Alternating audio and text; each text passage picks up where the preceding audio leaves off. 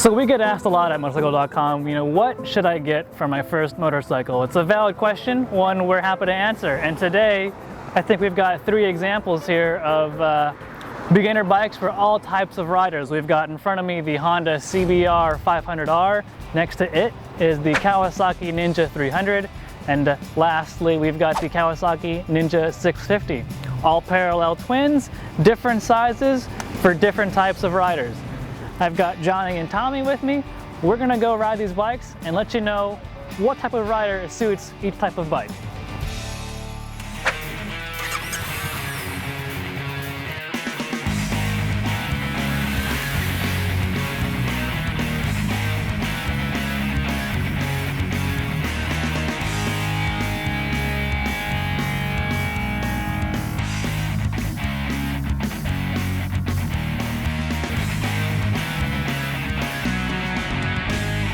So here's some things you need to know about all 3 bikes. We put all 3 in the dyno, and the Ninja 300 put out 34 horses, the Honda 500 put out 42 horses, and the Kawasaki 650 put out 65 horses, which is about what we expected from all 3 of them.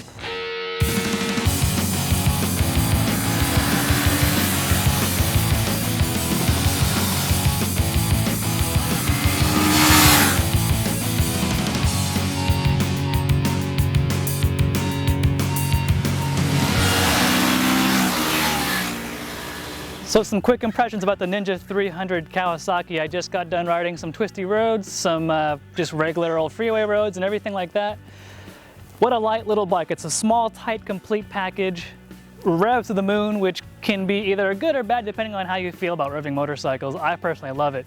But the thing I love the most about this Ninja 300 is it flicks in the turns so well and so precise. It's like a toy. It's like a big toy bike. You just flick it left, right, wherever you want to go, and it's just willing and able to keep going whatever you want to do. The pegs give you guts like ground clearance. It's just a lot of fun to ride.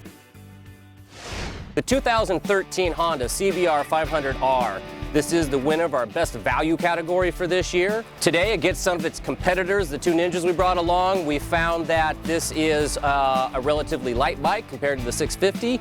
It has good seating position as far as leg room. It's a little sportier than the Ninja 650, but it's got a lot more leg room than the 650.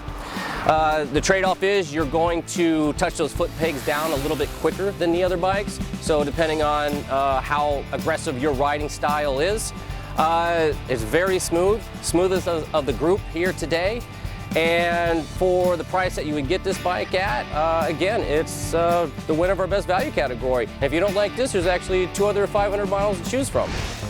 Kawasaki 650 Standard is a good bike if you're a beginning rider, maybe a full-grown man, don't want a smaller bike or too sporty of a bike.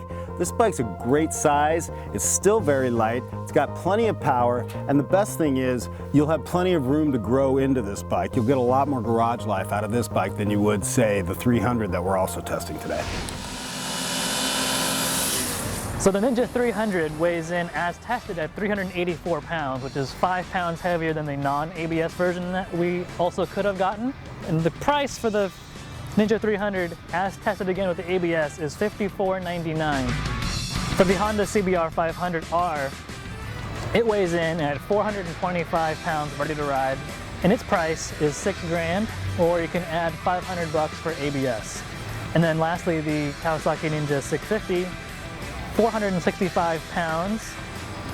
As tested, the ABS model is $8,099. That's about $500 more expensive than the non-ABS version.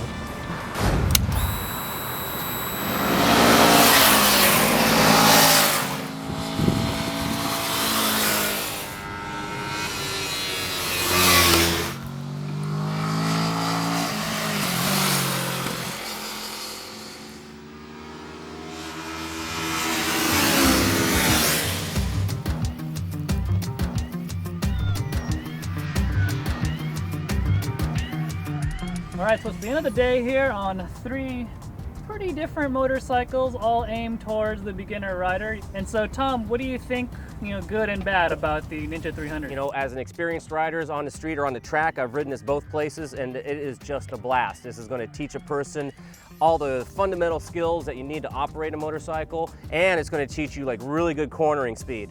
We got ABS on the Ninja 650 and it's available on the Honda, but none of these bikes, these other two, has a slipper clutch like this guy does.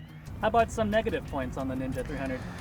Negative points, well, it is just that. I mean, to make decent power, you gotta be up top, you know, right at the RPM line. So it's screaming a lot. Now, the one thing that was surprising, and this is a plus for this bike, is that a top gear roll-on with the Honda barely beat this. So, you know, I say that you have to be up high revving it, but, you know, at freeway speeds, it actually had passing power equal to that of the CBR. You know, those are all solid points. On the other side here, we've got the biggest bike of our trio of parallel twins, the Ninja 650, and Johnny, some good points about that. My favorite thing are the high bars. The bars are substantially higher than either of these bikes, giving the rider a more upright position. A lot more comfortable, your weight's not dialed down on your wrists.